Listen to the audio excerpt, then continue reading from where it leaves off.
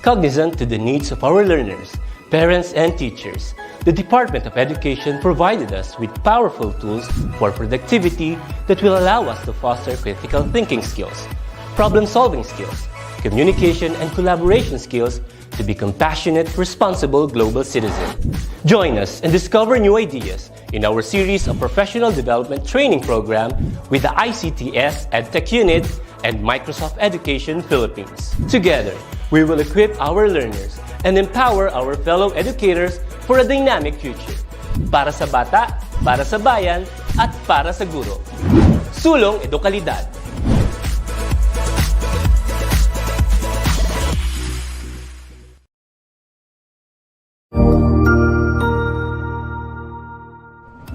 Magandang araw, Sir Wilbur po, at your service. Narito ang ETUlay upang gabayan ka sa inyong pag-aaral upang lubos na maunawaan ang iba't ibang paksa o subject. Ang ETUlay ay isang free online tutorial class na pinangungunahan ng ICTS Educational Technology Unit sa pamumuno ni Undersecretary Elaine Del P. Pascua.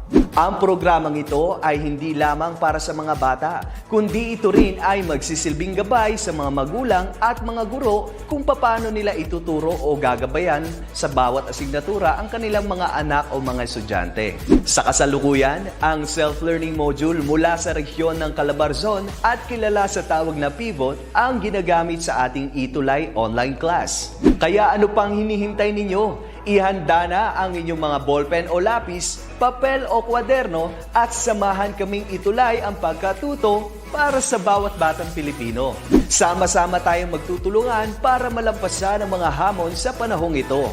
Halina't matuto kasama ang inyong online tutor sa oras na ito.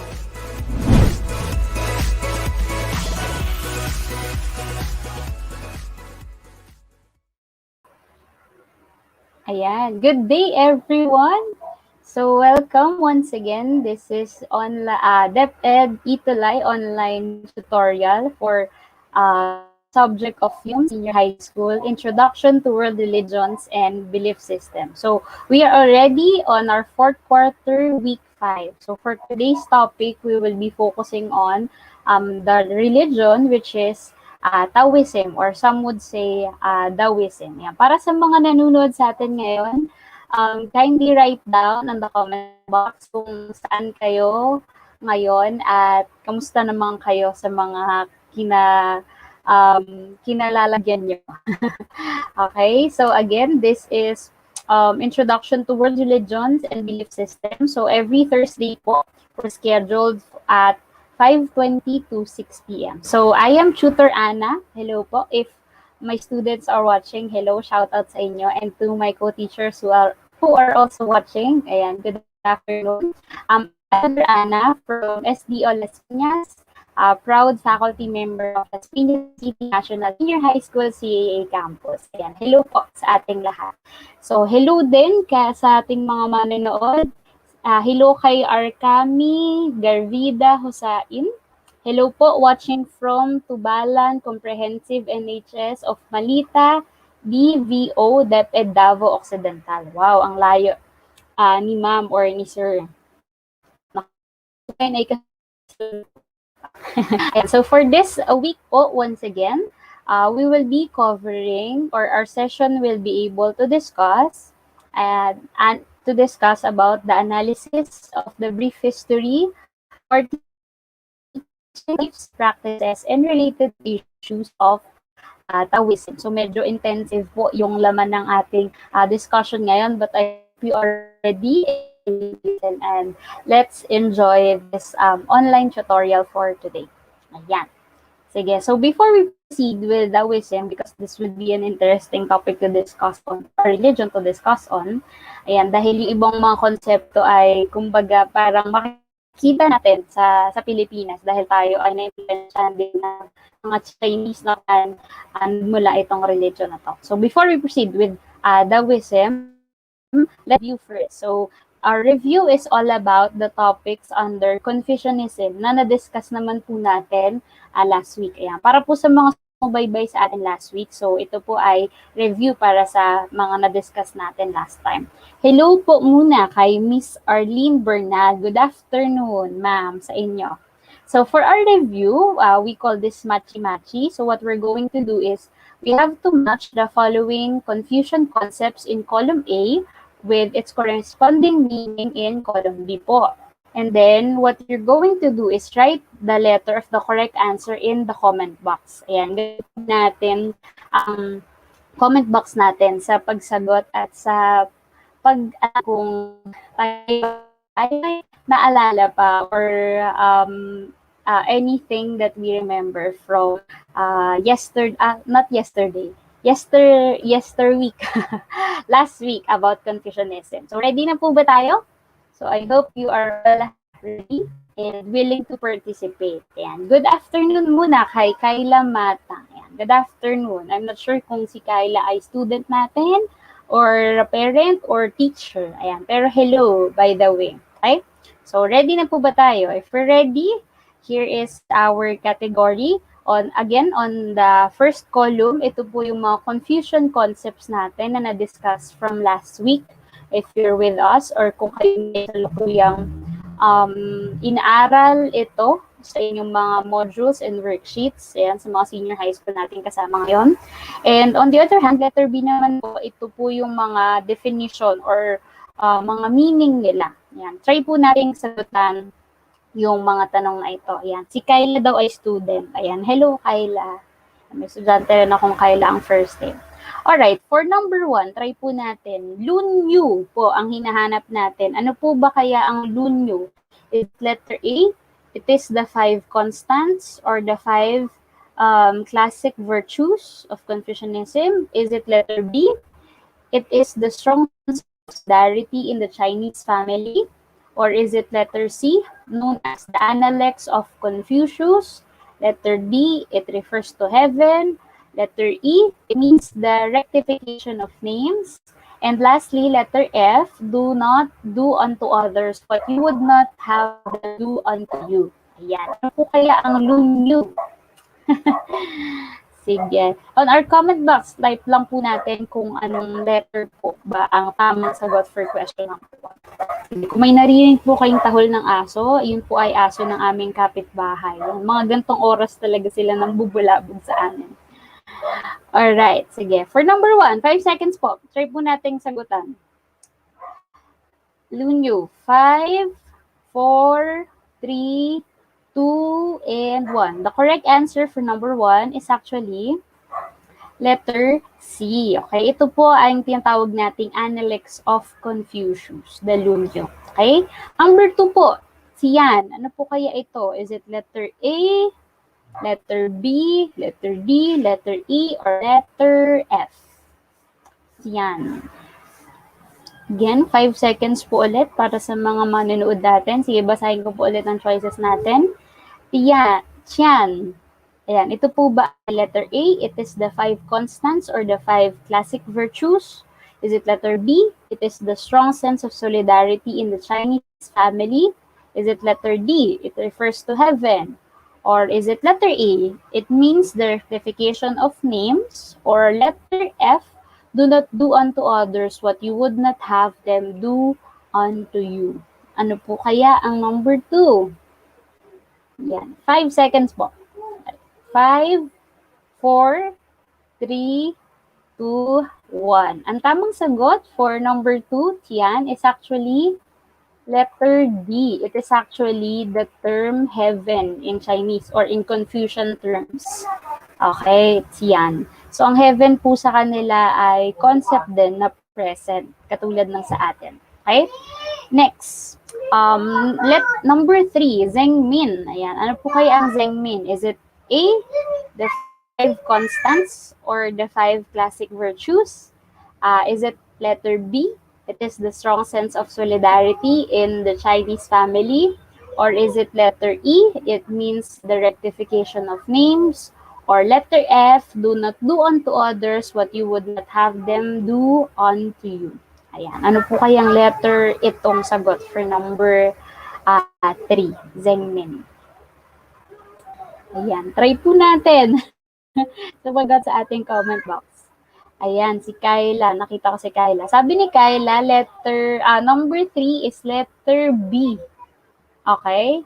Sige, yun yung sagot ni Kyla. Let's see kung tama yun.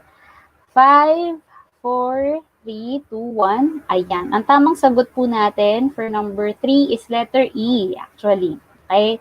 It means the rectification of names. Pag meron pong confusion concept na rectification of names, ibig sabihin po noon ay may level of degree ng authority or ng leadership ang mga tao sa kanila. Okay? Kasi they highly regard social behavior and social order. So, ang gusto nilang i-promote ay yung respect amongst the member of the society. So, if there is a ruler, and there should be a follower, and the follower should do their part in following the ruler. At the same time, the ruler in effect ay mamumahal sa kanila. That's how they can achieve peace and social order. Okay, so isa lang po yun sa mga relationship. Kasama po sa Zeng yung relationship ng father to son, ayan, ruler and follower, father to son. We also have husband to wife, tapos older brother to younger brother, and lastly, yung friend to friend. Ayan, yun po yung Zengmin na tinatawag natin or rectification names. Ayan. Number 4, ito medyo madali to. Ano po kayong sagot sa number 4? Sa golden rule, is it letter A? It's the 5 constants or the 5 classic virtues? Or is it letter B, the strong sense of solidarity in the family? Or is it F, do not do unto others what you would not have them do unto you? Ayan, ano po kayang sagot dito? Sa number 4. Yan, medyo madali po ito ha. Or ako lang, ina-assume ko lang na madali siya. Pero I believe madalas na natin itong maririnig or naririnig. Okay? So, ano po kaya ang sagot sa number 4? Golden rule. Ano kaya ito? Is it letter A, B, or F? 5 seconds. We have 5, 4, 3, 2, 1. Ayan, may nakita akong sumagot. Audrey, sabi letter F. Okay, let's see if that's correct.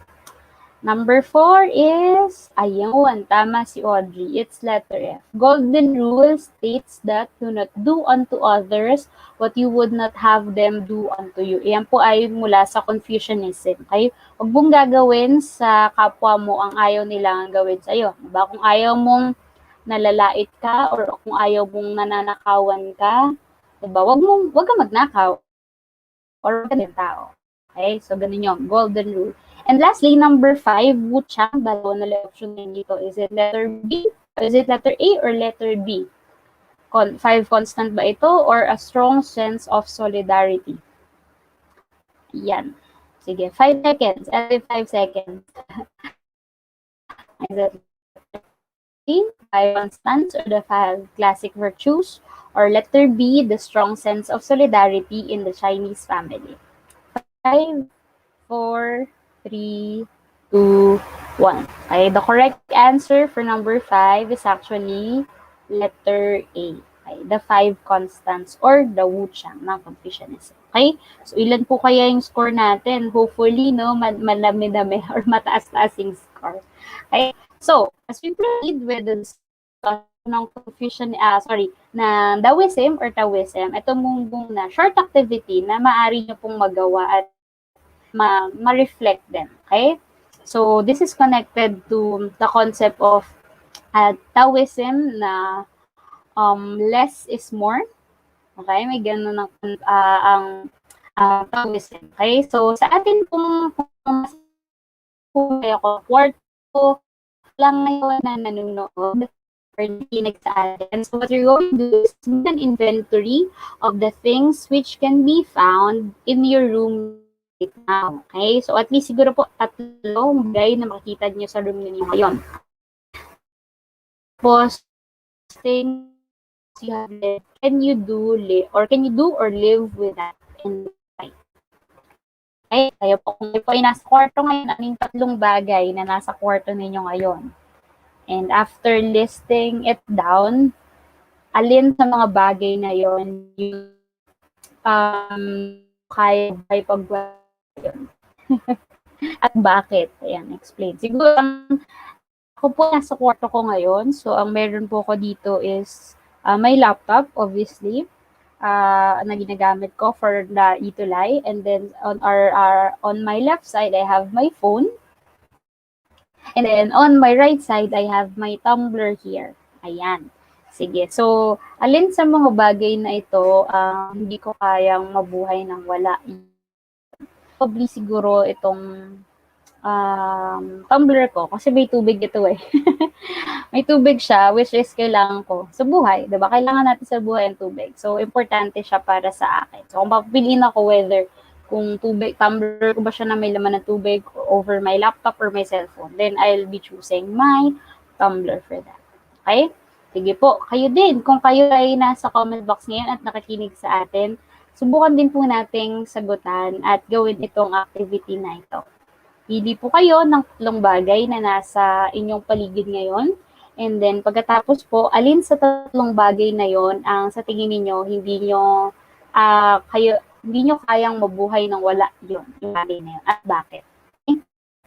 Sige po. So, why did I ask this? Okay? Para sa mga nakikinig sa atin ngayon. Because again, like what I've said a while ago, one major belief of Taoism is less is more. Okay? Hindi sila nag-promote ng sobrang daming bagay or gamit sa mundong ito.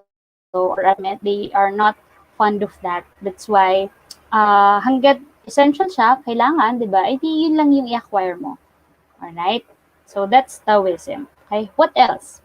Origin. Saan nga ba nagsimula ang Taoism? So, obviously, ito po ay galing sa China. Is attributed usually to Lao Tzu, Chinese philosopher po katulad ni Confucius, kung naalala nyo last week. Yan, mga contemporary po silang dalawa. So they are attributed as the folk religion of the people primarily in the rural areas in China and became the official religion of the country under the Tang Dynasty. Yan. Unlike po ng Buddhism and ng Confucianism, Taoism po is not so much popular to many Chinese followers unless nasa rural area po sila. Yan. Kaya mas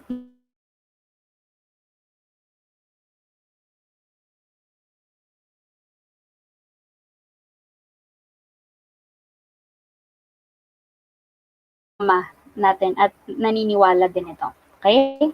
So, what else? Ayan. Kung nakikita niyo po itong logo or symbol dito sa baba, ito po ay actually symbol ng Taoism. Ito po ay tinatawag nilang yin-yang. Later, explain ko kung anong ibig sabihin yan. Okay? So, Taoism is therefore both a philosophy and a religion. Bakit naman? Kasi wala talaga silang primary God na sinasamba ang mga Taoist people. Okay? Kaya siya more on philosophy or way of life. Okay?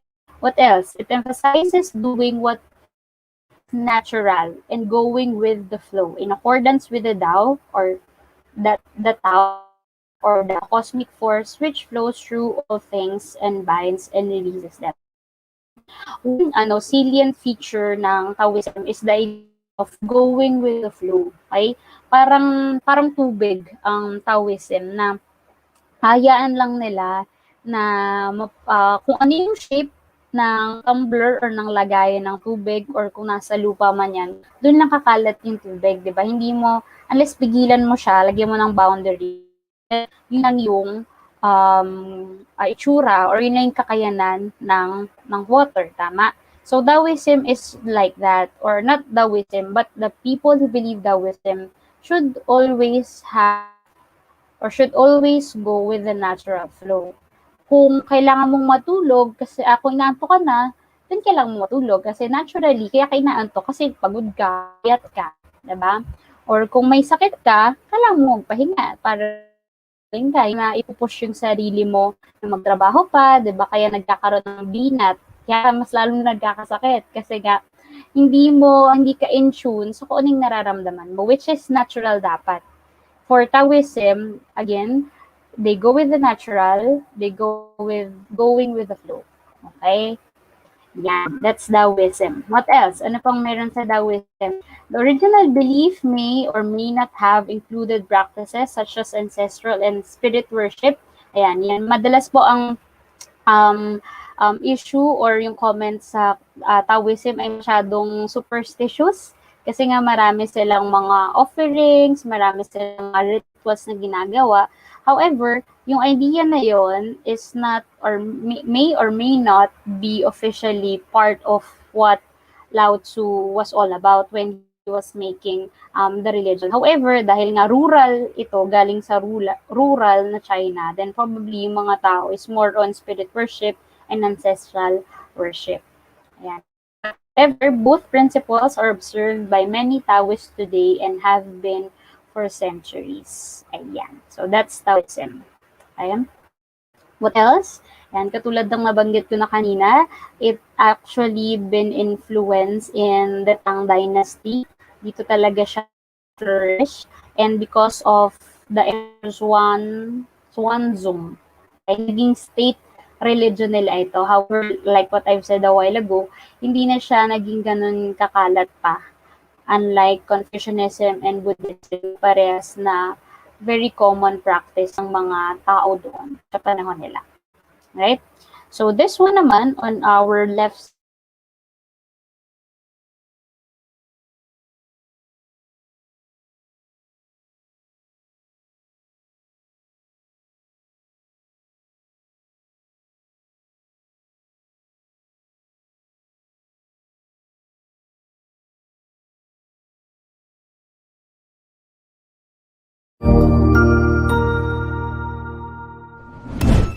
Cognizant to the needs of our learners, parents, and teachers, the Department of Education provided us with powerful tools for productivity that will allow us to foster critical thinking skills, problem-solving skills, communication and collaboration skills to be compassionate, responsible global citizens. Join us and discover new ideas in our series of professional development training program with the ICTS EdTech Unit and Microsoft Education Philippines. Together, we will equip our learners and empower our fellow educators for a dynamic future.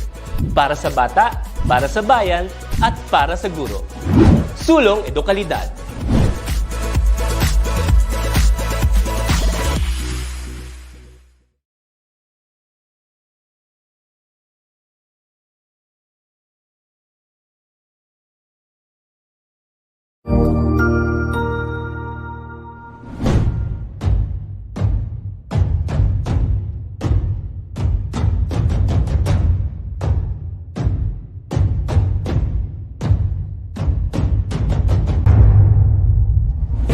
As we face the command of rapid development and technological innovation in the world, the Philippines' preparedness in advancement of its physical facilities, infrastructure, and soft skills are given focus, especially with the empowerment of teachers' capacity and capability, not only in pedagogical aspects of teaching, but the confidence in delivering instruction with the use of information and communications technology.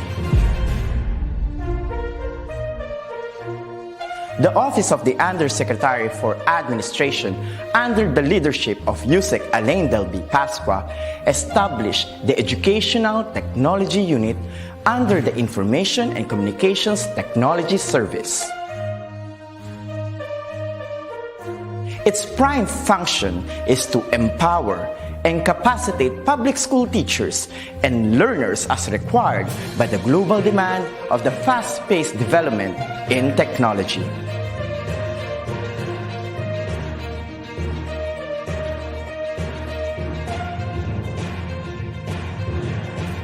The task of the Educational Technology Unit is to promote and solidify the innovation and digitization projects that will support the requirements of the K-12 curriculum in delivering quality, accessible, relevant, and liberating education for all.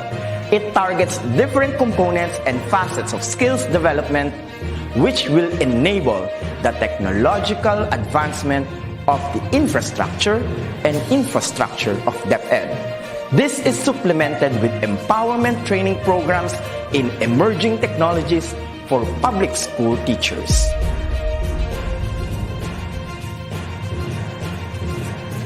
The programs of the EdTech unit target the emerging pedagogies focused on open educational resources, robotics and mechatronics, coding and programming, virtual reality and augmented reality in education, mobile application development,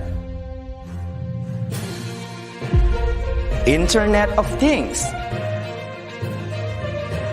and the productivity tools for learning, which includes Microsoft Office 365, Google Apps for Education, and the different Adobe software tools.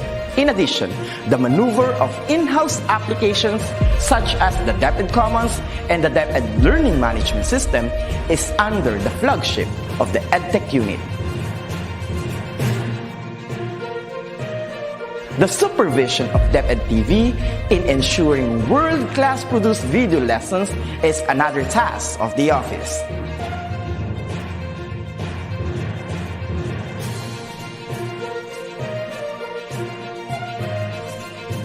Lastly, the conduct of free online tutorial session, coined with the term ETUlay, is a bridging program to support learners and parents in answering the self-learning modules pioneered with the initiative of the ICTS EdTech unit.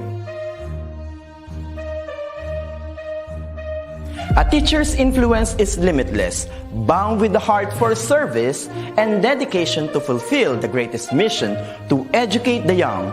The ICTS Educational Technology Unit will be there to promote, to empower, and to inspire Filipino teachers and learners as we grow as a tiger in the region, hitting our target as one of the best in educational technology. Come on and join us as we make our dreams into a reality. Sama-sama tayong lahat tungo sa iisang layunin. Simulan natin ang pagbabago dahil tayo ang mga gurong magtatayo ng makabagong DepEd. Sulong Edukalidad.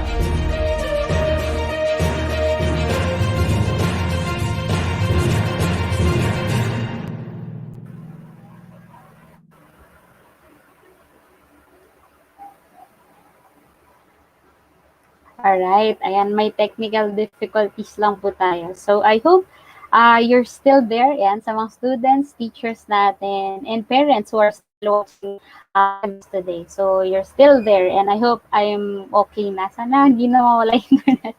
Anyway, so proceed tayo. So, we end a while ago, I think, when I was introducing what Lao Tzu was all about in his philosophy on Confucianism. In Taoism or Taoism. Okay, so Lao Tzu believed in the harmony of all things. Ayan, emphasis on harmony of all things.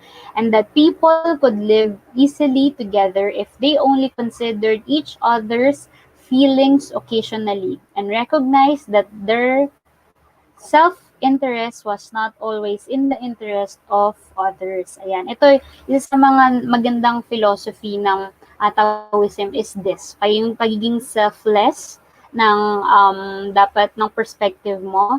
Not everything that you think is actually beneficial for others. Kaya nga naman, dapat tingnan mo ring maigi, alamin mo, kausapin mo yung mga taong maaring hindi mo maintindihan. Baka lang talaga hindi nagmi-meet yung gusto mo sa gusto niya. Kaya it's very easy for us to get angry when things are out of our ways. But for Lao Tzu, what we're going to do when that happens is to reflect and to meditate probably para makonsider din natin yung feelings ng ibang tao. Dahil not everyone is like us. Not everyone can think like us. Okay?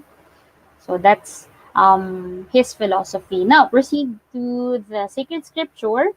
If Confucianism and other religions have their own sacred scriptures, diba? They have the, a while ago, yung Confucian Classics and the Analects. Meron tayo niya for Confucius. Sa kanila naman, for Taoism, they have what they call the Tao Te Ching.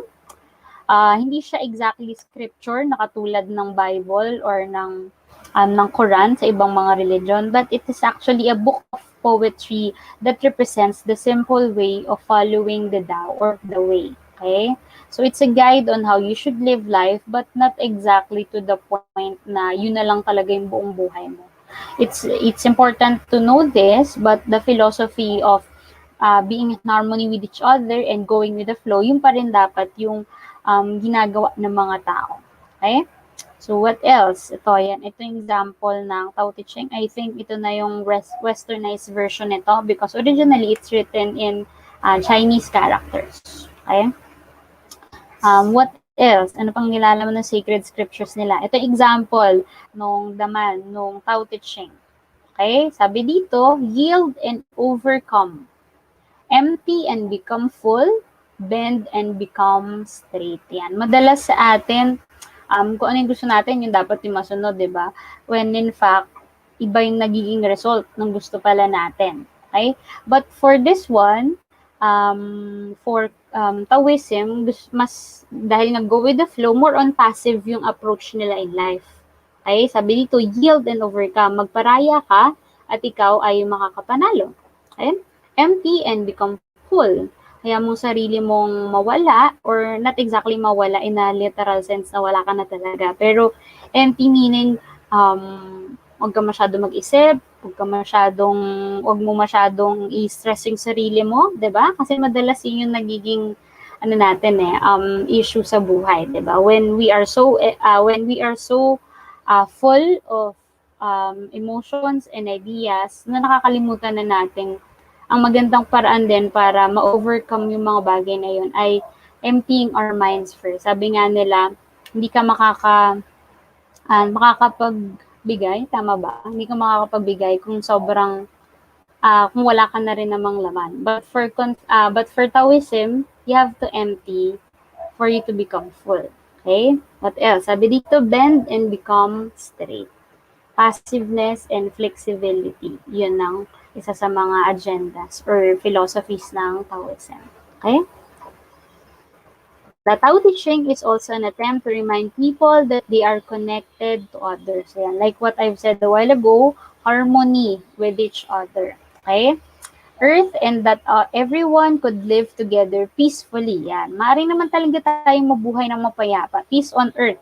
Nga lang may catch. Sabi dito, if people would only be mindful of how their thoughts and actions affect themselves, others, and the earth. Ayan, mindfulness ang isa sa mga agendas or goal ng Taoism. Huwag masyadong madaliin ang buhay, be mindful of the things that is happening at mas magiging payapa ang buhay ng bawat isa sa atin. Okay? So, for concept and belief naman, explain ko lang briefly, no, kasi na-cut out tayo ng connection kanina. Dao, ayan, ito po yung mismong root word ng Taoism or Taoism. It means the way. It is the essential concept in Taoism. It actually refers to the undetectable, indistinct, shapeless, and indefinable. Okay? It is the foundation of all being. Ayan, parang dharma ito para naman sa mga Hinduism. Okay? Or sa Buddhism, ito yung parang idea ng dharma sa kanila or the way. And the way in which nature and the universe exists. It is not exactly a human. Sabi nga dito, undefinable siya, shapeless, indistinct. However, it is the foundation. Ito yung dahilan para gumalaw ang mga bagay at tao sa mundo. Okay? What else? They also have the idea of deity or God. Do they have a God or a deity? The answer is, they do not have a God. However, they have to follow the Tao because it is actually where the universe originated. Okay? Though para sa atin, mahit natin siya intindihin kung ano pinaka-essence nito, but in a layman's term or a simple way in which we will define this, it is where the universe originated. Okay? Which created and controls the universe and the distant guides things on their own way. That's for them. They do not have a deity, but they believe in the Tao or the way. Okay? What else? They also have the te or the de. Okay? Ang ibig sabihin nito, this is translated as a virtue. Okay? Kung ang Tao is the way or origination ng universe, then tayong mga tao or tayong mga nandito sa part of the universe, which is the Tao or the way, kailangan nating magkaroon ng te or ng virtue. other translation nito is adherence to the Tao. Dapat tayo on ourselves ay iniisip natin, ginugol natin sa buhay na sundin kung ano yung Tao or the way. Basically, yung natural flow ng universe. 'Di ba? Kasi ngayon, ano ba, maraming changes na unusual na hindi naman nagagawa before, katulad ng pagtatrabaho, 'di ba? Usually naman before, ang trabaho sa umaga, tapos sa gabi ang pahinga, tama, 'di ba? So, the natural way is that paggising ka sa umaga, tapos tulog ka sa gabi, 'di ba? Or the natural way is ang teacher ay nagtuturo sa klase, or ang setup is within the classroom and the students will learn there, 'di ba? Yun yung way in which we do things before. Pero ayun nga, may mga changes that comes along with how the world revolves around, 'di ba? Pero for Taoism pa din, what we're going to do is to have the te, or the virtue or adherence to the Tao. Ano ba yung natural? Ano ba yung tinatawag ng panahon para sa atin?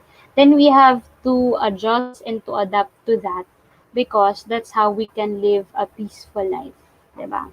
Kaya naman tayo nasa-stress kasi nag-adjust pa din tayo sa pag-aaral ng modular, online, diba? Na-stress tayo sa internet connection. Pag na-stress sa internet connection, reflect, meditate. Okay? So that's how te is about. The virtue of the adherence to the Tao. Okay? What else? And Wu Wei. Siguro isa to sa mga favorite na gawin ng mga estudyante. Wu Wei, or no behavior, or inaction. Yun yung ibang mga translation natin. Wu Wei is neither an ideal or absolute inaction, nor a mere not overdoing. And ang mas bukasing translation for Wu Wei is no action, actionless behavior. Yun yung explanation nila. Hindi ibig sabihin nito wala ka na talagang gagawin. However, what you're going to do is not to go against nature or to the natural process of things. Yan. Pag nagugutom ka, huwag ka magpapalipas ng gutom, 'di ba? Kumain ka kasi yun yung natural na tawag ng or response dapat ng body mo kaya ka nagugutom, 'di ba? So not exactly wala kang kakainin or di ka nagagalaw, Wu Wei, no behavior, but you don't do actions that are against the natural way. Yun po ibig sabihin natin ng Wu Wei. Alright? What else? Ayan, sabi din dito, there is no true achievement without Wu Wei, because every deliberate intervention, the natural things will sooner or later turn into the opposite of what was intended and will result in failure. Ayan. Kapag hindi natin sinunod kung ano ang natural na proseso or kung ano talaga yung natural course ng mga bagay-bagay, then tayo lang yung madidisappoint, because like what they've said here for Taoism, there is no true achievement without Wu Wei. Hindi talaga tayo mag-achieve, or it will only be resulting into failure kapag kinontra natin kung ano ang naitadhana or kung ano na yung natural course ng mga bagay-bagay. Okay? What else? Ito naman, ito yung sabi ko kanina, the yin and the yang. Okay, ano naman ang yin and the yang? This is actually the principle of natural and complementary forces. Yan. Kaya kung mapapansin nyo po, bilog siya, meaning paikot lang siya, nadaloy.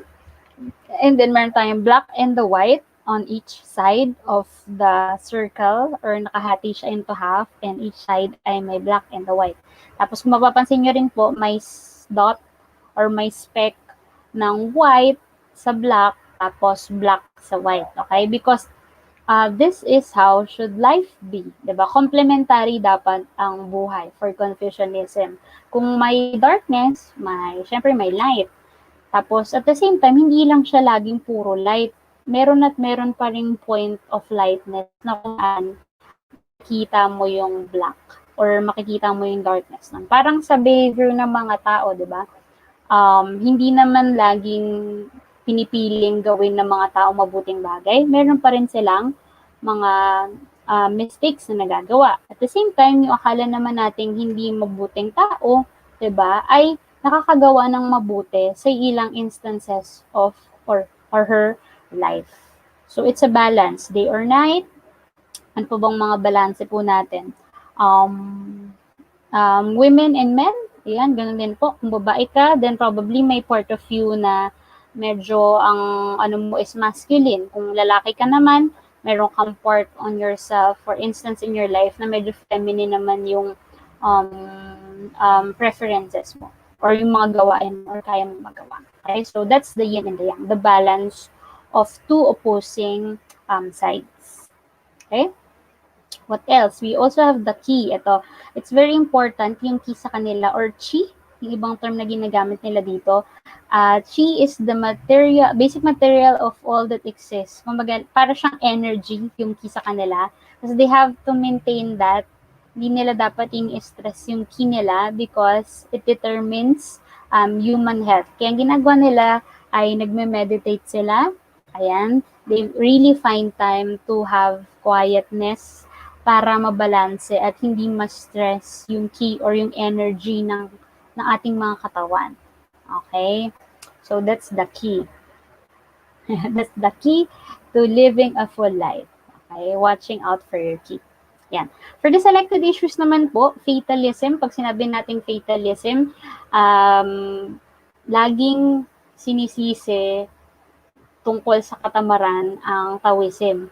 Kasi nga, the idea of what? Passiveness or pagiging go with the flow, madalas ang iniisip sa kanila, ay baka mga tamad naman tong Taoism na to, mga Taoist na to, kasi wala silang ginagawa, di ba? Go with the flow, non-action. Pero in reality, hindi talaga laziness yung pinopromote nila, but yung the point of relaxation or yung calmness na hinahayaan lang natin ang mga bagay na mangyari sa dapat at kailan ito kailangan mangyari.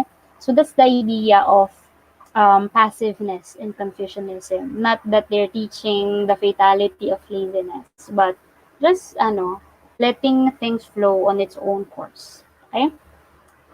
Superstition. Yan, like what I've said a while ago, dahil nga medyo ritualistic, may mga sinusunod na, for example, may sinusunod na mga movements in which you have to meditate, or may mga ritual silang sinusunod in giving offering to their ancestors. Nagiging superstitious ang dating ng Taoism. But in their defense, hindi naman talaga nila intention yon, but it is a way in which they would attain the naturalness of how things go. Okay? And lastly, I believe, yung urban development. Ayan, dahil nga going with the flow, very natural, very environmental ang dating ng Taoism because they believe in simple life, laging silang mga kumukontra, or hindi man exactly kumukontra, hindi lang talaga nila pinopromote yung super urban development na wala ng mga puno, puro buildings na lang, and yung mga mga tubig, ginagawa na rin nila, fina-flat na rin nila at ginagawa ng mga buildings and subdivision. So they are highly not promoting that. Kaya for urban development, hindi sila hindi nila masyadong pinopromote yung Taoism kasi alam nilang it will go against their philosophy. Sabi nga dito, leave nature alone and nature will thrive. Yan. Naniniwala po ba kayo dito? Taoism has advocated the utopian vision of society characterized by order and harmony. Okay? So as we continue, siguro po as assignment na lang din or sa mga manunood later on, since wala na po tayong time, let's, from the concepts and ideas that was discussed a while ago, let's try answering this. What aspect of Taoism can we adapt as Filipinos that will help us improve our society? Okay, so try po natin yan. And I'll be flashing the quizzes also. Try na rin natin sagutan kung di man ma-overtime tayo Pero if-flash ko na lang po ito. Sa comment box, write true kung tama ang statement and false if not. So for number 1, Lao Tzu is the founder of Taoism. Is this true or false? 3, 2, 1. It's true. Tama po yan. For number 2 naman, true or false? Lao Tzu believed in the harmony of all things and that people could live easily together if they only considered each other's feelings. True or false? 5 seconds. 5, 4, 3, 2, 1. The correct answer is true. Okay. And last, third Question, sorry. Lao Tse is a book of poetry presenting the simple way of following the Tao and living life at peace with oneself, others, and the world of changes. True or false? 5, 4, 3, 2, and 1. The correct answer is false. It's actually the Tao Te Ching, not the Lao Tse. Okay?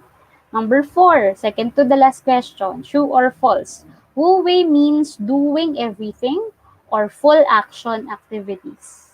5 seconds. 5, 4, 3, 2, and 1. The correct answer for this is actually false, okay? Because Wu Wei means doing nothing, okay? And lastly po, number 5, Te is the foundation of of all being and the way in which nature and the universe exists. Is this true or false? 5, 4, 3, 2, 1. The correct answer is actually false. It's actually the Tao, not the Te. Okay? So, yan. Kung kapag sagot po kayo ng maayos, very good. Good job. Salamat sa pakikinig at may natutunan kayo. So, para po sa ilang pang mga detalye ng discussion, you can go to these references. Naka-flash po sa ating screen. Yan, maliban sa mga modules and worksheet na ginamit po natin. Okay? So, ayun lang po. Maraming salamat. For comments, suggestions, email us at edtech@deped.gov.ph. So, for our next episode or next session, let's have As for High School. So, paalam po. I am again Tutor Ana from SDO Las Piñas, Las Piñas City National Senior High School CAA Campus. So, I hope you had a great time with us today. Paalam po.